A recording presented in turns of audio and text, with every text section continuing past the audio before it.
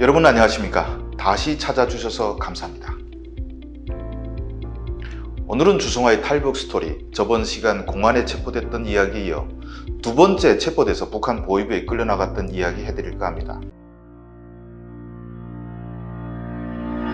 2000년대 초반은 한국으로 오는 길이 없었던 때였는데 나중에 몽골 루트, 동남아 루트 이런 것들이 생겨나서 이후 탈북자들은 브로커 끼고 안내를 받으며 오지만 2000년대 초반만 해도 브로커도 없었고 루트도 자기가 찾아야 했습니다. 그걸 개척하려고 위험하게 무리하다가 체포됐고 북한에 북송돼 끌려나갔는데 제 신분 밝히면 정치범이 되는 거 아니까 처음에 가서 어느 공장 노동자라고 했습니다. 왜냐면 북한에서는 김일성대 졸업하면 바로 간부사업 대상이 됩니다. 독급 이상 기관의 간부부가 우리의 직업을 북한에서는 배치한다고 하는데 아무튼 김일성대는 민족 간부 양성기지이기 때문에 이걸 졸업하면 간부로 취급한다 이렇게 보시면 됩니다. 최고의 정치 교육을 받은 간부가 탈북했다. 이거면 정치범이죠. 저는 끌려나가 이젠 죽었구나 싶었습니다. 김일성대 졸업생은 탈북했다 잡혀서 죽이더라도 주민들에게 주는 영향이 나쁘다고 공개 총살도 안 하고 비밀 처형한다고 들었습니다. 그래서 일단 버틸 때까지 버티려고 광산 노동자라고 했는데 그날로 신분이 들켰습니다. 왜냐면 끌려간 그 보위부의 어느 소자를 봤는데 대학에 가기 전에 제가 다닌 외국어 학원 선배였어요. 딱 알아본 거죠. 감싸주기는커녕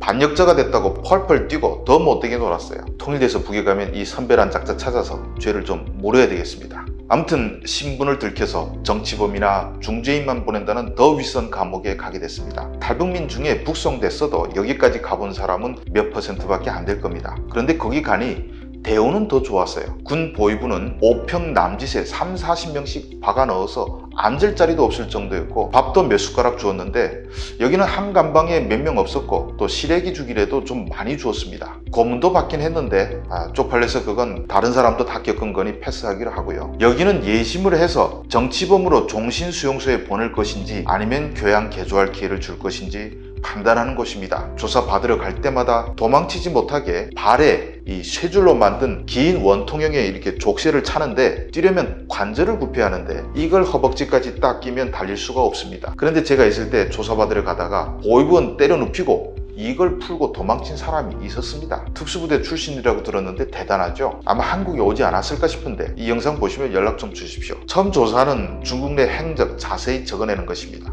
30페이지가 넘었죠. 언제 강을 넘어 누굴 만났고 언제 어떤 버스를 타고 어디로 이동했고 거기서 누굴 만났고 등등 엄청 많은데 제가 중국에 있을 때 저를 보호해준 사람들은 북한과 연계된 사람들이라 제가 불면 그들이 피해보지 않겠습니까? 그래서 중국 내 행적을 몽땅 가짜로 만들어서 진술했습니다. 연변은 북한 보위부에서 확인이 가능하니까 저 멀리 풍령강성 한 지역을 대서 있었던 곳, 만났던 사람들 이름 몽땅 창작해서 진술했습니다. 당시 누가 저에게 조사 어떻게 받는지 알려준 사람은 없었지만 이걸 나중에 틀리면 내가 엄청 힘들어진다는 것을 본능적으로 알았습니다. 그래서 친한 친구들 이름 한 20명을 떠올려서 한 명씩 대입했죠. 영철이는 나를 숨겨진 집주인, 미선이는 그의 와이프, 강철이는 아들, 영남이는 내가 일했던 집 사장, 뭐 이런 식이죠. 영화 기생충 때문에 그 제시카송이 유행했죠. 제시카 외동딸 일리노이 시카고, 과선배는 김진모, 그는 이산춘, 뭐 이런 거하고 똑같다고 할 수 있는 겁니다. 가령 뭐 영철이는 집주인, 연변대학 졸업생, 뭐 와이프는 미선이 어릴 적 친구, 이런 식으로요. 물론 노래는 대입하지 않았지만 중국 가서 한 20명은 만났을 거 아닙니까? 20명을 다 거짓말로 된 것입니다. 그리고 거기 몇 달 있었는데 아침에 일어나면 제가 맨 먼저 한 것이 30페이지짜리 둘러댄 소설을 잊어버리지 않으려고 머릿속에서 계속 다시 외우고 점심에 다시 외우고 저녁에 외우고 그랬습니다. 이게 조금이라도 틀리면 거짓말한다고 얼마나 시달리겠습니까? 한 보름 있다가 불러서 떠보는 척 여기 찌르고 저기 찌르면서 물어보는데 전혀 논리적 모순이 없이 대답했죠. 한 달 뒤니 갑자기 또 불러내서 진술에 허점이 있다고 다시 진술서를 싹 다 다시 쓰라고 하는데 처음과 토시 하나 틀리지 않고 똑같이 적어냈습니다. 그러니까 믿어지는지 다신 안 찾았습니다.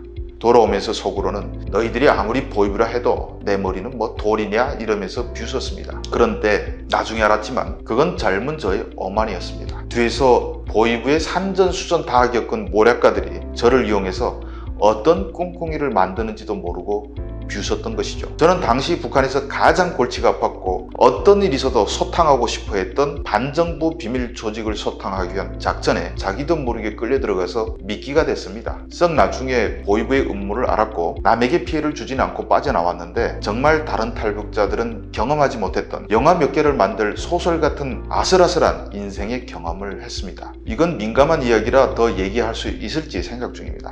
사실 오늘 이야기만 해도 제가 지금까지 한 번도 안 했던 이야기인데 용기를 내서 공개를 했는데 다음 편이 궁금하시면 구독 버튼 열심히 눌러주십시오. 여러분들의 호응이 좋으면 정말 실망시켜 드리지 않는 아주 흥미진진한 이야기에 빠져들게 되실 겁니다. 오늘 이야기도 시청해 주셔서 감사합니다.